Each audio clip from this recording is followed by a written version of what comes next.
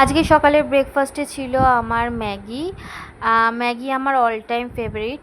আর আজকে অ্যাকচুয়ালি কোনো প্ল্যান ছিল না ঠাকুর দেখতে যাওয়ার। হায়দ্রাবাদে টোটাল 4টে জগদ্ধাত্রী পুজো হয়, বাট পাপা বলল আমার মিটিং শেষ হয়ে গেছে, চলো আমরা 2টো ঠাকুর আজকে কভার করি।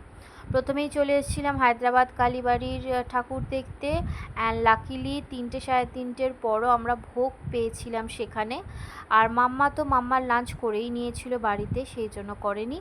ভোগ প্রসাদে অনেক কিছুই ছিল, বাট আমরা যেহেতু শেষ মুহূর্তে গেছি সেই কারণে খিচুড়ি আর মিক্স সবজি যেটা ছিল সেটাই পেয়েছিলাম। যাই হোক, আমাদের লাঞ্চটা হয়ে গেছিলো।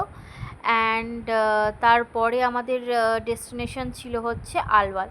তো এটা হচ্ছে হায়দ্রাবাদ কালীবাড়ির জগদ্ধাত্রী মা, দেখে নাও তোমরা।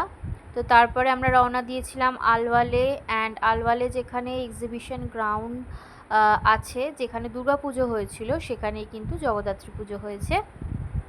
ভেতরের মণ্ডপ ভীষণ সুন্দর, এবং আমরা যখন গেছিলাম তখন কিছু পুজো আরতি হচ্ছিল আর কি। অ্যাকচুয়ালি এক একটা ডিস্টেন্স এখানে ঠাকুর, সে তুমি দুর্গা ঠাকুর বলো, কালী ঠাকুর বলো, বা যে কোনো পুজোর ঠাকুর এতটাই ডিস্টেন্সে হয়, গণেশ পুজো ছাড়া।